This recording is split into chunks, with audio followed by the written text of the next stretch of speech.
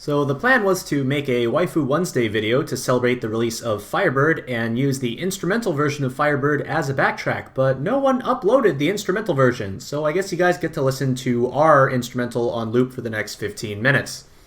With that out of the way, let's begin.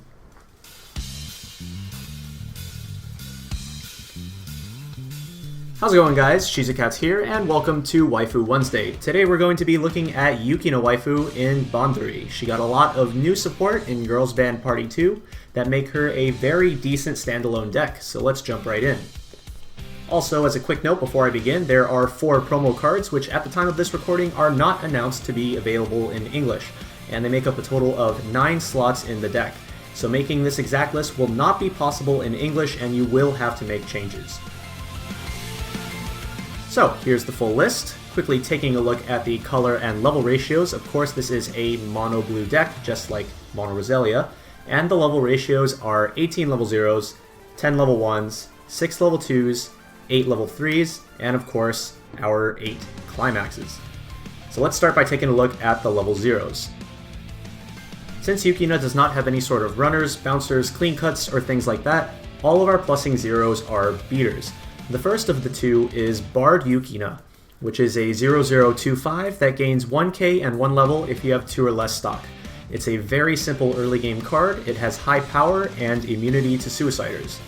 This is also one of the promos that is not currently announced to be available in English within the foreseeable future, and the fact that it makes up 4 slots of the level 0 line may be a bit problematic if you're looking to play Yukina waifu in English. The other beater slot is this card from Girls Band Party 2. This is a 004k with on-play mill 1. If the milled card was a climax, send this card to stock. Its other effect is during your stand phase, if you do not have another Roselia trait character, this card does not stand. This shouldn't be too much of a problem as your entire deck is Roselia characters, so you just need to find another 0, preferably a Brainstorm, and stick it in your back row and you're all set. By the time you reach mid-game, this demerit basically doesn't exist anymore.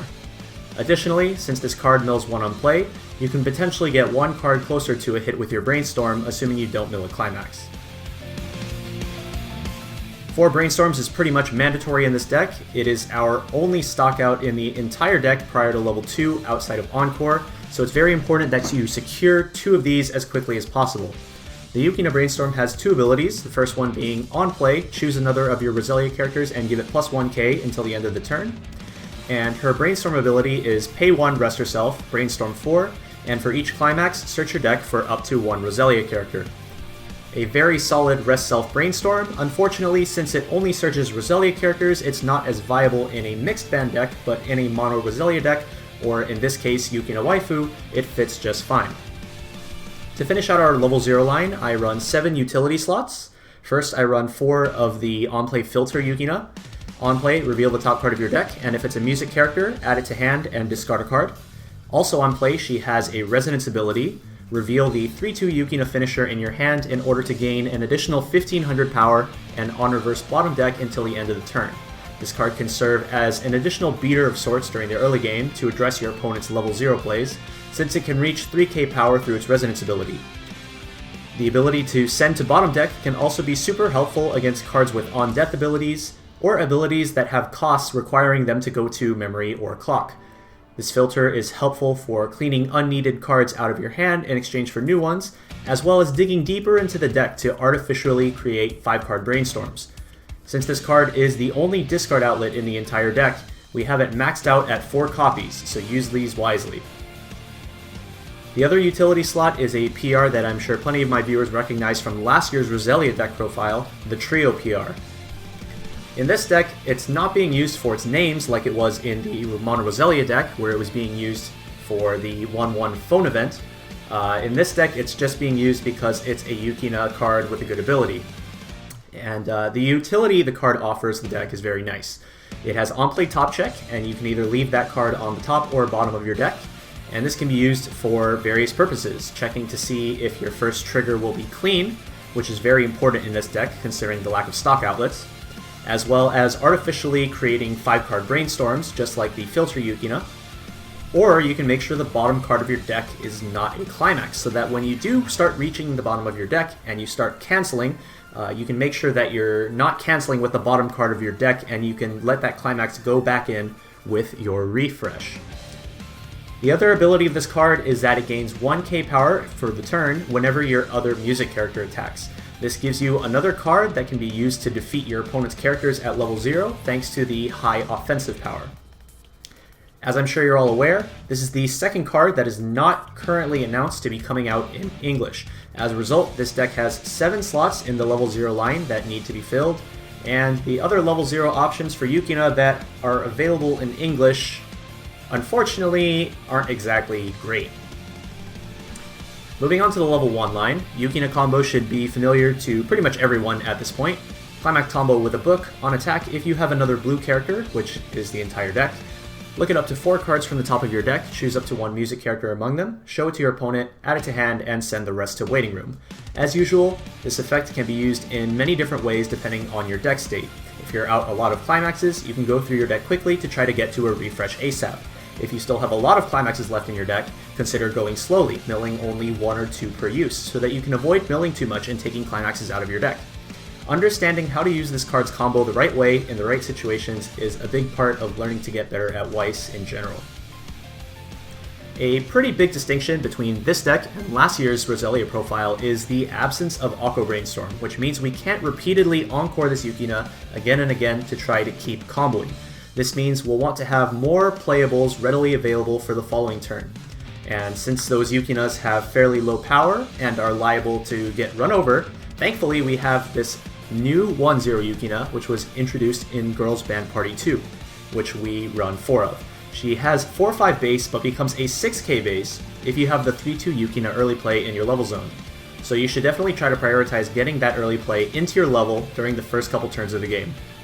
Additionally, she has the same on-attack ability as Krush from ReZero, which is why I call this the Yukina Krush. On attack, if you have 2 or more other Roselia characters, look at up to 2 cards from the top of your deck, choose 1 card among them, return it to the top of your deck, and send the other card to the waiting room. This is a very strong ability at all points of the game because it allows you to choose which of your top 2 cards you're going to trigger. You can also just look at the top card and just trigger that without looking at the second card.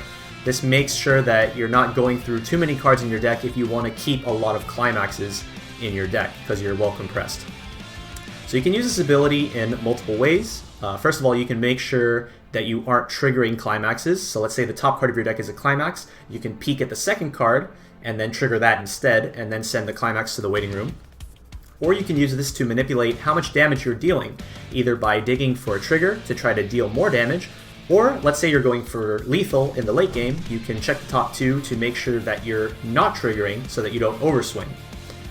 The 6k body on both players' turns is also really nice as it lets her stick on the board pretty easily, especially when the opponent prioritizes killing the 1-0 combo instead. Lastly, I run 2 copies of the 1-0 counter. This is a simple 2k counter, and how you use it depends on the matchup you're in. So you'll want to recognize what deck you're playing against, what their power levels are, as well as whether or not they'll try to contest your early plays.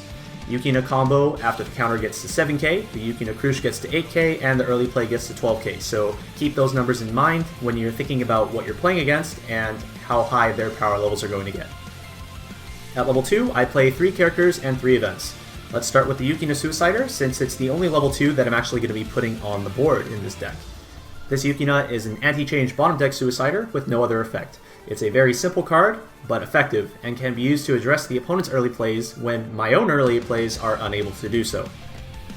I also run 2 counters.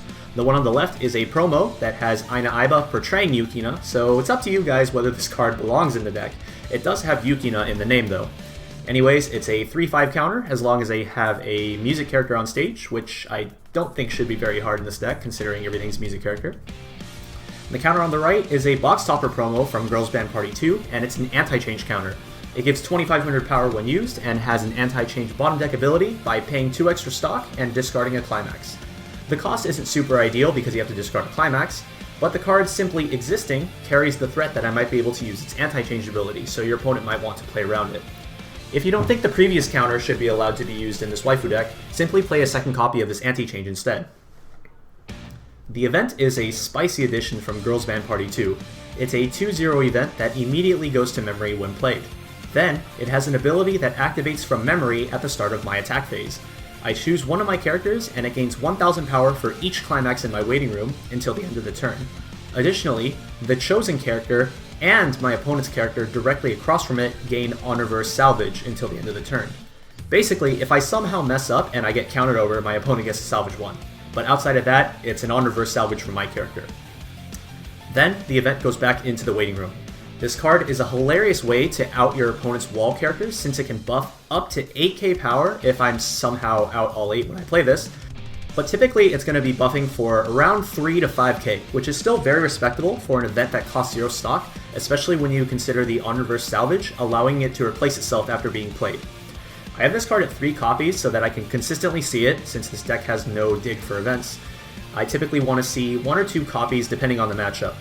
One can be used in the mid-game to salvage an endgame piece, such as Yukina finisher, and the second one, if needed, can be used to buff that Yukina finisher to guarantee a reverse against a big opponent. Moving on now to the level 3s. First, we have 4 copies of the Yukina early play from Girls Band Party 2. This card is a huge addition to Yukina Waifu, giving it great presence at level 2. The early play condition is having 1 copy of herself in level, which you should be trying to do anyway in order to turn the 1-0 Yukina Crush into a 6k. This essentially means that you're playing with 3 copies of the Yukina, because one of them's going to be stuck in your level zone for the whole game. She has a low base power printed of 8k, but she becomes a 10k if all of my characters are Roselia trait, so in this deck, she's a constant 10k power.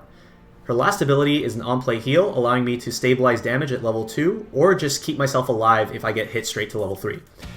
In my testing, this card's actually been pretty hilarious in the context of also playing it with Yukina finisher, because it puts your opponent in a bit of an awkward position if they don't have an out to this card, like an anti-change suicider. Either they're going to have to beat over your early play and then leave a character to potentially get reversed by your Yukina level 3 climax combo, or they crash into it in order to play around Yukina finisher, but give you free lanes to attack in as a result. This sometimes allows me to create large damage gaps between me and my opponent by getting them to mid to high level 3 while I'm still at level 2. This makes it much easier for Yukina finisher to eventually close out a game, as opposed to game states where I need Yukina's high damage ceiling to attempt to catch up and kill my opponent from like 3-0 or even level 2. However, this also means that you might not be getting as many Yukina reverses as you want at level 3, so you might be getting like just 1 reverse with a Yukina instead of having multiple available reverse targets to go for double Yukina. Finally, we have the big finisher, Birdcage Diva Yukina, one of the most well-known finishers in recent Weiss. She has 9-5 base power and gains 500 for each of your other music characters, bringing her up to a total of 11-5 with a full board. She also has on-play heal, giving your level 3 line a total of 8 healers. Her climax combo is with the Pants Climax. On reverse, you can pay 3 and discard 2 to burn your opponent for 2 damage twice. So you burn 2 and then burn 2 again. Typically with Yukina finisher base decks, you want to look for double Yukina as your finisher, which requires 7 starting stock, 4 to play the Yukinas, and 6 for both of their combos, 3 of which will be generated by your attacks.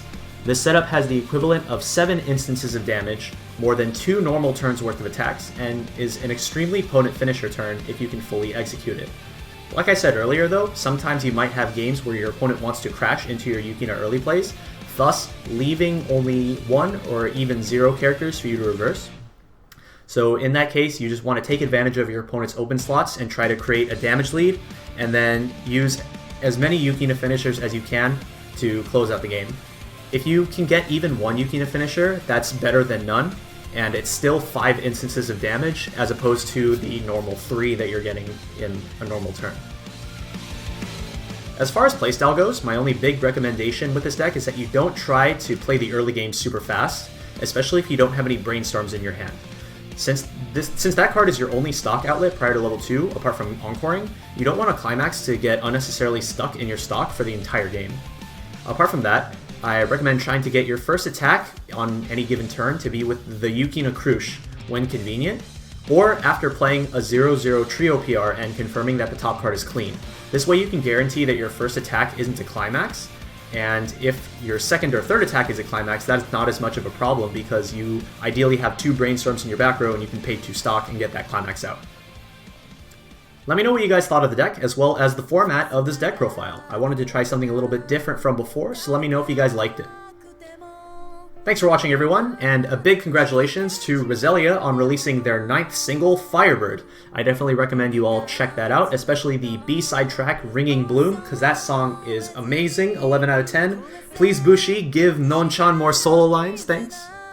And until next time, this has been Shizukatz. Bye.